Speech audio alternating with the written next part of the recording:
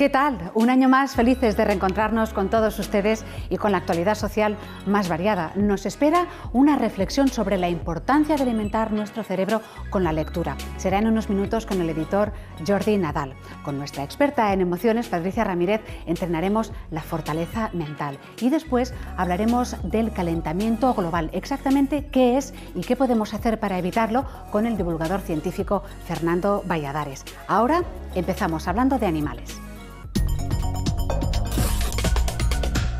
Se estima que en España cada año llegan unos 300.000 animales de compañía a las protectoras, o bien porque se han perdido o porque les han abandonado. Las leyes castigan tanto el maltrato como el abandono de animales de compañía, pero parece que estas normas de protección no son suficientes para evitar que ambas cosas ocurran con demasiada frecuencia. La amistad entre canes y humanos es antigua, milenaria. Se inició hace 19.000 años y aunque los amantes de los perros superen por goleada a los maltratadores, a verlos, haylos. Los pobres abuesos que han caído en las fauces de esos desaprensivos hubieran preferido permanecer 1000 veces en su anterior estado evolutivo de lobo salvaje. Ella es Chela, es una braco un poco grandecita que le encanta jugar con la pelota. El Scout también le encanta la pelota, es muy cariñoso.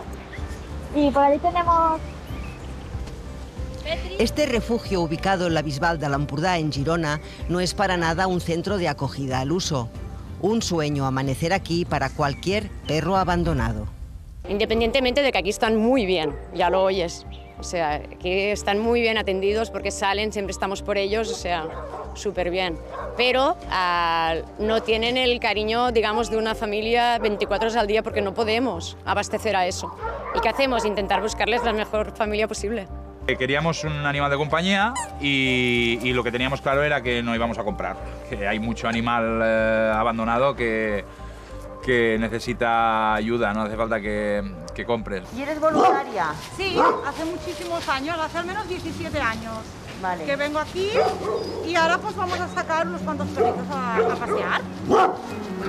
Ellos y otro que es un poquito más pendiente, ¿vale? Pero lo vamos sociabilizando con otros perros para que puedan ser adoptados y estar bien, ¿vale? Son perros que vienen traumatizados, que no conocemos o que nos venden una historia del perro que en realidad a lo mejor no es, pero que luego en otras manos o con nosotras cambiamos esa actitud para que pueda ir a una familia con niños, para que pueda ir. Lo que hacemos es sociabilizarlos muchísimo. Y cuando lo tenemos muy claro que el animal puede ir con este tipo de familia determinada, es cuando probamos a ver qué tal va con la familia. En casa somos 3 y bueno, veníamos a mirar uno y salimos decididos por 2, pero al llegar a casa y enseñarle fotos del centro a mi madre, vimos a la Lupe, que era sorda, y nos dio la estimilla y digo, pues venga, donde caben 2, caben 3. Maltratar a un animal es delito en España desde el año 2003 y no una simple falta administrativa. La reforma legal se consiguió gracias a una iniciativa de Fundación Altarriba, tras reunir 500.000 de firmas. Pero la ley no lo es todo. Existe maltrato igualmente, es otro tipo de maltrato. El tener un bulldog francés que tiene problemas respiratorios durante 14-15 horas en un balcón a 40 grados en pleno mes de agosto es un caso de maltrato. De hecho, se han muerto perros así. Existe. El tener un perro atado las 24 horas del día para que te vigile un huerto es un tipo de maltrato. Tenemos casos en que estos animales de lunes a solo los van a ver un día a la semana, el domingo. Existe caso de maltrato. Nos hemos encontrado últimamente también con la gente joven que utiliza drogas en fiestas y tal, y entonces, bueno, se van subiendo el tono y bueno, puede acabar. Existe también el tema de maltrato entre casos de matrimonios o parejas que se separan para hacer daño a su pareja. Y el problema que tenemos es que la administración pública no ejecuta las leyes que tenemos de protección animal. Necesitamos que la policía entienda que el maltrato animal está igual visto en el Código Penal con una pena de cárcel como cualquier otro delito. Sobre todo en las áreas de campo, en las áreas rurales, aún existe la policía de, bueno, es que este señor tiene el perro atado porque claro, es de campo, es payés, no, pero es que hay una ley que hay que cumplirla. El año pasado en España, según estimación de la Fundación Affinity, las protectoras de animales recogieron 300.000 perros y gatos. Un 20% eran animales extraviados, pero el resto fueron abandonados. Esto se considera un delito si se ha puesto en riesgo la vida o integridad del animal. En los centros de adopción parece mentira que somos los que inculcamos más a la gente, que no es un juguete, señora, que no es Navidad, que no es Reyes, y que también se lo merecen, que hay muchos aquí que se lo merecen, pero están fomentando, comprando animales, y ahora más para el COVID, comprando animales están fomentando el que después, ¿qué va a pasar con ellos? No son un juguete, son uno más de la familia. Además la gente se quita la responsabilidad de encima o el sentimiento de culpabilidad diciendo, no, yo lo he llevado a una protectora, no lo he abandonado. No, es que es un abandono igual. Es que la gente cree que cuando va a una protectora se va a un espacio de 10.000 hectáreas, que vive en un paraíso, y tú no puedes tener 200 perros sueltos. Los animales están en jaulas igualmente, eso es un abandono. El animal pasa de estar 24 horas, no 24, pero muchísimas horas con una familia, con unos mimos, con un cariño, a estar en una jaula con 100 perros más, que no hay tiempo, ni trabajadores, ni dinero suficiente para estar por ellos. Y el problema que tenemos aquí en España es que cualquier familia puede tener un animal, cualquiera. Entonces hay un problema brutal con los anuncios ilegales en Internet. Todos los anuncios que veis en Internet de venta y de regalo de perros que no lleven un número de núcleo zoológico son ilegales, está prohibidísimo, pero como la administración pública tampoco se mete, pues entonces, ¿qué ocurre? Se sanciona muy poquito. La otra cara de la moneda son las historias ejemplares, aquellas que han sellado una amistad para toda la vida. ¿Estáis contentos? Mucho. Muchísimo. ¿Por qué? ¿Qué sentimientos os despiertan? Bueno, a ver, es muy gratificante, la verdad, porque además son súper agradecidos. Te dan cariño, mucho. Te dan cariño y te hacen compañía y a ver, a nosotros nos gusta salir a pasear y sales con ellos y demás y te llenan la casa y te llenan la vida. Si te gusta el animal y lo quieres tener bien cuidado, y te ríes mucho, porque te son muy bien. payasos. O sea, son zipizape, están 24/7 peleando, jugando los tres, pero estos dos no paran nunca. Se tienen que pensar muy bien que es uno más de la familia, que puede ser que, si Dios quiere, esté 15, 16 años contigo. Yo siempre he dicho, la vida puede dar muchas vueltas, pero para mí mis perros son mi familia, y donde vaya yo van ellos, y donde yo tenga un plato de comida lo tendrán ellos. Durante la pandemia y los confinamientos han aumentado todas las actividades domésticas. Lo dicen los estudios. Hemos cocinado más, hemos hecho más bricolaje y también hemos recuperado un hábito del que queremos hablar ahora, la lectura, leer. Por eso hemos invitado y tenemos con nosotros hoy al editor y fundador de Plataforma Editorial, Jordi Nadal, que es además autor también del libro Libroterapia, leer es vida. ¿Qué tal, señor Nadal? Bienvenido al programa. Buenos días, muchas gracias por invitarme, Marta. Es toda una declaración de principios, quizá una obviedad, pero sí que es verdad que leer es vida. ¿De verdad se leen más libros ahora? ¿Ha habido un aumento en la venta de libros? Sí, porque las personas estamos más alerta y estamos más atentos a lo esencial, y leer es una manera de cuidar algunas cosas esenciales. Vivir más intensamente es algo importante y nada menor. Vamos a redundar en el hecho de leer. Leer mejora nuestra vida, mejora nuestra calidad de vida. ¿Por qué? Porque si no leyésemos, viviríamos solo nuestra vida, y leyendo estamos invitados a descubrir otras personas, otros lugares, otros pensamientos y otras épocas. Al leer descubrimos nuevos mundos y salimos de una enfermedad terrible que es el yo mime conmigo mismo. Leer es vivir en más pieles, vivir y más intensamente entender a más personas. ¿Y por qué dice que leer es cuidar la salud, es sano?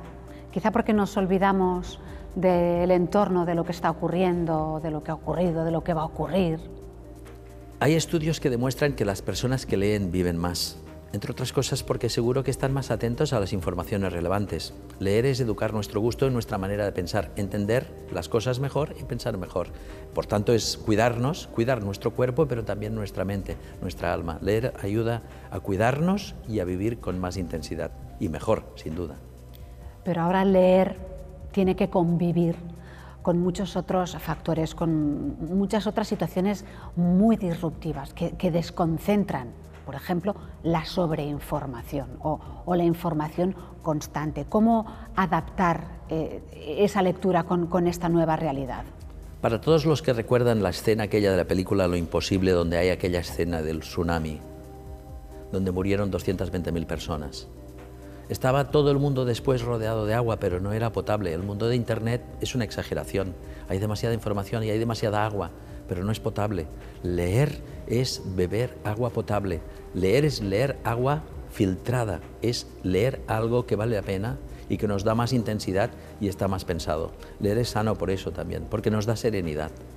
Tenemos el cerebro bastante seco, es por eso que necesita este tipo de agua. Probablemente lo que tenemos es un cerebro muy sobreestimulado y por tanto leer nos da la serenidad de reencontrarnos con nosotros mismos con intimidad. En un mundo en el que estamos llamados a cuidarnos, leer es una compañía excelente. Usted lleva, según tengo entendido, 40 años haciendo fichas de todos los libros que ha leído y va por los 1800 y... Empecé a los 16 años, en 42 años llevo 1939 fichas hasta hace 3 días y ahora estoy leyendo el libro que será el 1940, pero eso no es tanto. Cada año en la Feria de Frankfurt hay más de 1 millón de libros, novedades, y una persona puede leer a lo largo de su vida 200 libros o 4.000, da lo mismo. No impresiona la cantidad de lo mucho que uno haya leído. Lo importante es leer lo suficientemente bueno y que sea poco y que te aporte vida. Entonces, ¿cómo escoger? Porque si hay tantas publicaciones de libros, si hay a lo largo de cada año, ¿no? Cada año se publican cosas y a la gente que nos gusta leer o te gusta descubrir cosas nuevas, siempre tienes la sensación de que te estás perdiendo algo, ¿no? De ahí un poco esa libroterapia y los consejos que da Jordi Nadal. Si queremos cuidar nuestra salud, tenemos que tener un buen médico de cabecera. Y si queremos cuidar nuestra alma, tenemos que tener un buen librero de cabecera. Tenemos que tener un librero de cabecera o un amigo o una amiga que nos comparta la contraseña de algo que le ha emocionado, que le ha impresionado. Es fundamental para tener una vida plena no solo tener un buen médico de cabecera, sino tener un librero de cabecera que te ayude a descubrir el mundo, porque un buen consejo es un atajo.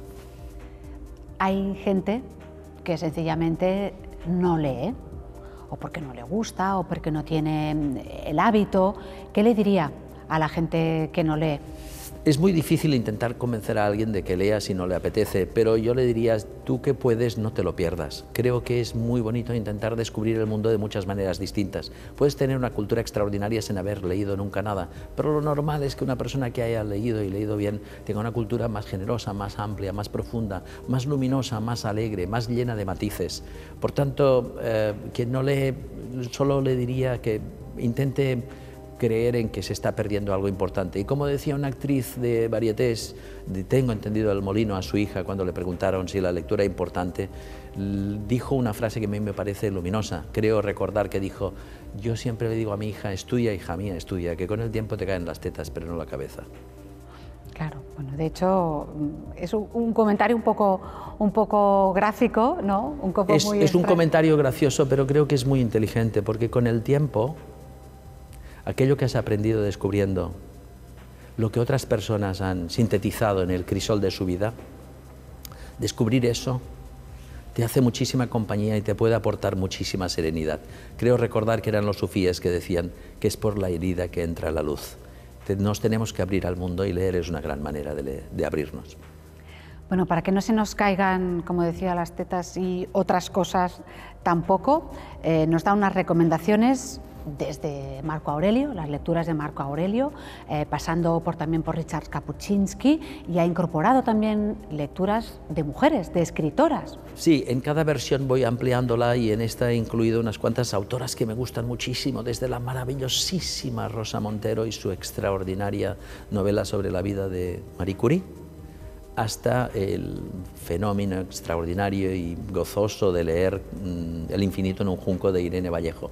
Lo bonito de leer es, como le dijo una vez un niño a un amigo mío, autor, leer es querer que el mundo no se acabe nunca. Entonces, cada capítulo es una invitación, es como una pequeña tapa recordándonos que existen grandes restaurantes. y que están ahí, como los libros también, ¿no? Los libros y los restaurantes nos esperan. Las personas nos esperamos. No sería un mundo disfrutable si estuviésemos solos. Un libro es un atajo entre dos personas. Es una conversación sincera e íntima. Un libro es una gran oportunidad de libertad.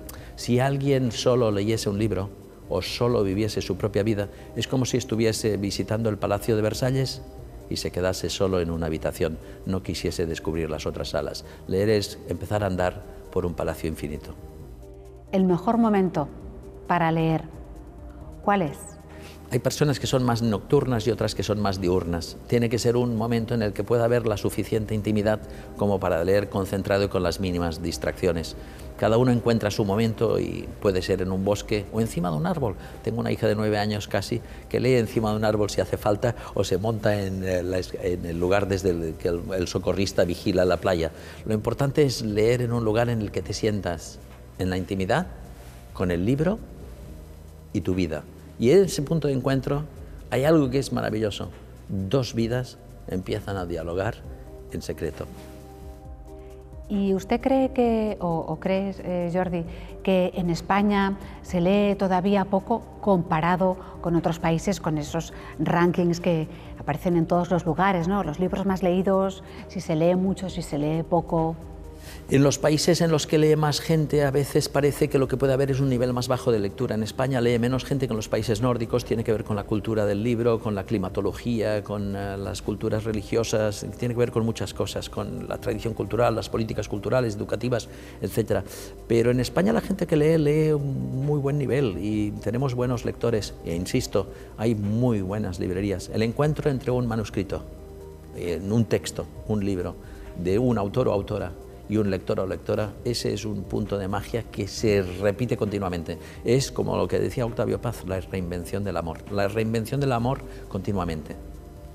Para terminar, te iba a preguntar, ¿el mejor libro quizá es todavía el que no ha leído? Porque cuando uno, todos tienen filias y fobias, ¿no? Cuando uno descubre un libro, un escritor o una escritora, quizá se está perdiendo también otros descubrimientos, ¿no? Claro, por eso es aconsejable, aparte de tener una biblioteca de los libros que has leído, que guardas y que más te han gustado, tener una pequeña selección que te está esperando.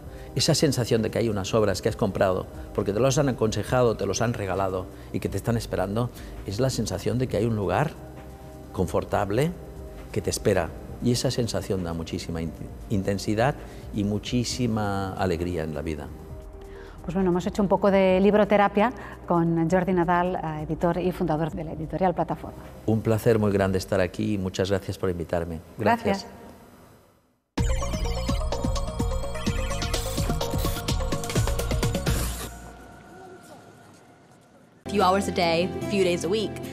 Megan Warren es una joven norteamericana, hija de una maestra, que hace 5 años creó Books for Bedtime, libros para la hora de dormir. Se dio cuenta de que muchos niños no tenían acceso a libros, en casa no había y en las escuelas los tenían pocas horas. Con esta iniciativa, Megan se puso a recoger libros para llevarlos a los niños y niñas de las zonas más marginales de Ohio. Ella dice que la lectura en casa incentiva muchos aspectos educativos que en la escuela no se aprenden. Los vecinos de Megan empezaron a donar libros y ya ha recogido más de 100.000. Estos libros acaban en las escuelas públicas y son leídos por niños que si no fuera por esta iniciativa social no accederían a ellos.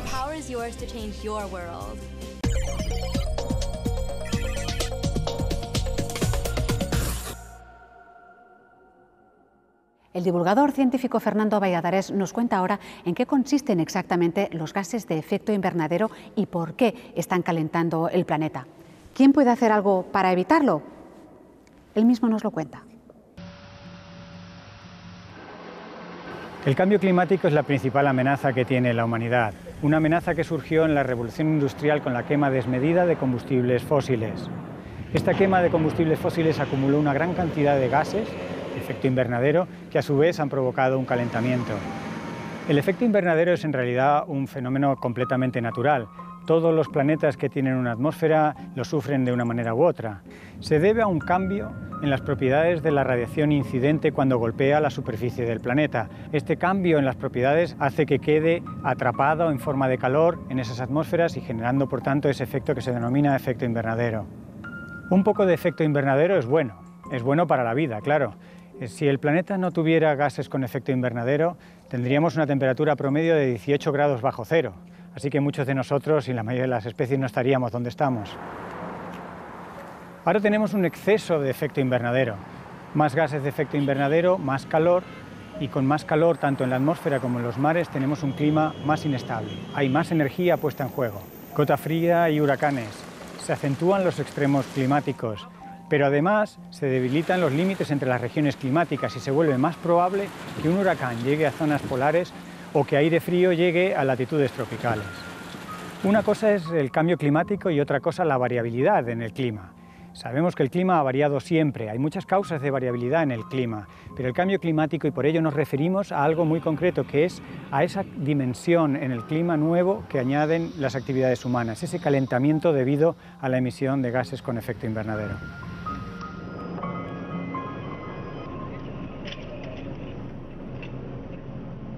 El sistema climático está compuesto por muchos componentes. Aparte de la atmósfera, muy importantes son los mares y los océanos. Hay una cinta de transporte de calor, denominada cinta de circulación termohalina, que pone en contacto las zonas más cálidas del planeta, las zonas tropicales y ecuatoriales, con las zonas templadas y frías, transportando ese calor de esas zonas cálidas, pero refrigerando a su vez las zonas más cálidas del planeta, llevándose ese exceso de calor a las zonas donde más falta hace. Existen evidencias científicas que muestran que la cinta de transporte de calor funciona con más lentitud. Esto hace que, paradójicamente, a pesar de haber un calentamiento global, zonas del norte del hemisferio norte pueden quedar desconectadas de las zonas cálidas y entrar en una glaciación local.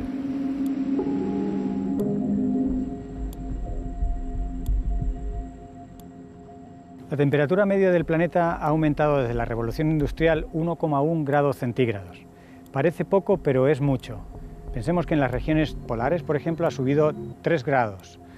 Lo importante no es tanto la magnitud, sino la velocidad a la que lo ha hecho. Ha subido muy rápido.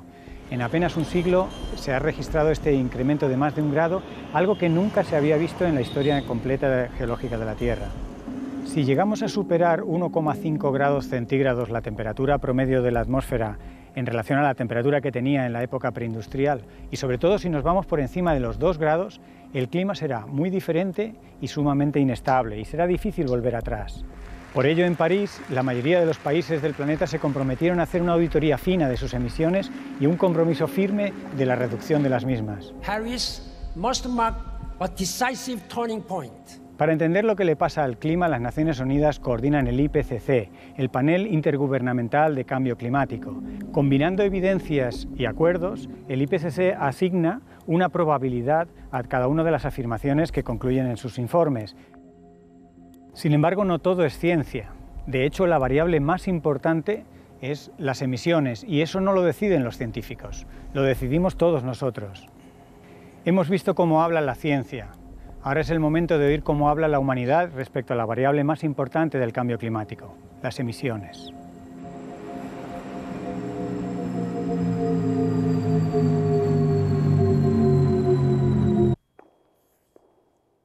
Y ahora nos vamos a entrenar, sin zapatillas, sin calentamiento, allí donde estén, en el sofá o donde sea. ¿Por qué? Porque vamos a entrenar la resistencia mental y lo único que tenemos que hacer es prestar atención a Patricia Ramírez. ¿Preparados? ¿Listos? Adelante, Patricia.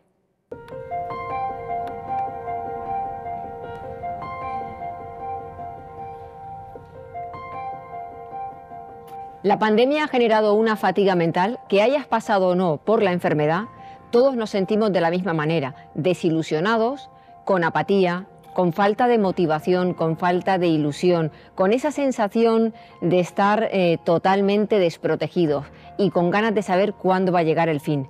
Hay miedo al contagio, a padecer la enfermedad en una de sus formas graves, incluso miedo a la muerte. Los profesionales que han estado en primera línea, como son los sanitarios, han sacado fuerzas de donde no sabían que las tenían. Y esto es la fortaleza mental, como cuando un deportista de alto rendimiento ve que no le queda más energía y aún así es capaz de romper con un récord.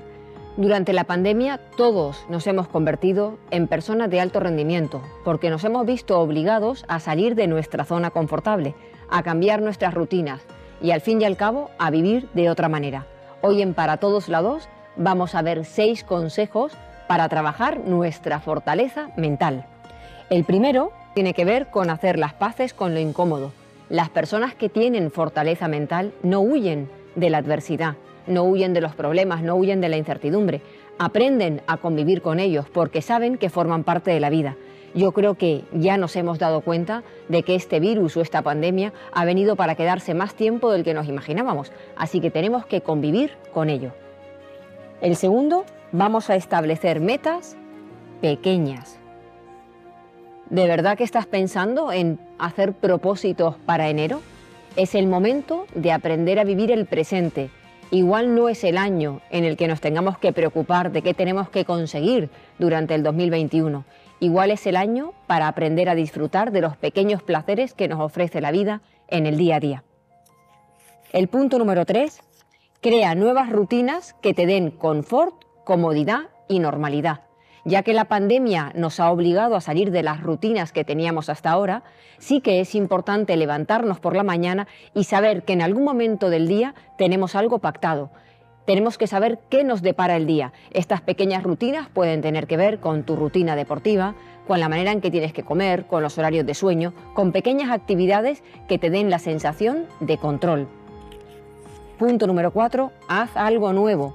Hacer algo nuevo entrena nuestra fortaleza emocional, porque nos despierta la concentración y la atención, también la curiosidad, la motivación y un rasgo como es el de la superación. Cuando hacemos algo nuevo también nos motivamos y nos metemos en una actividad que nos lleva a salir un poco de la situación, de los miedos y de los pensamientos rumiantes que continuamente giran en torno al monotema, que es el virus. 5. No dejes que tu mente te diga que no puedes más.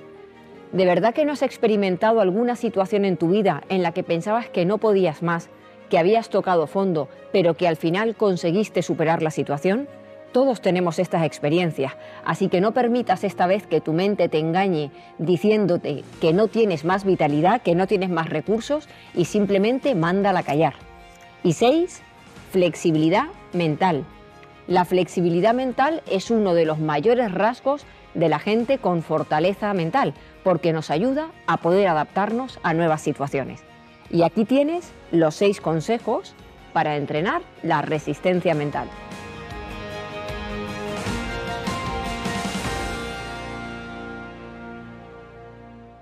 Pues así despedimos el primer programa del año.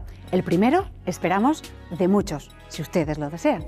Nos vemos en 7 días. Adiós.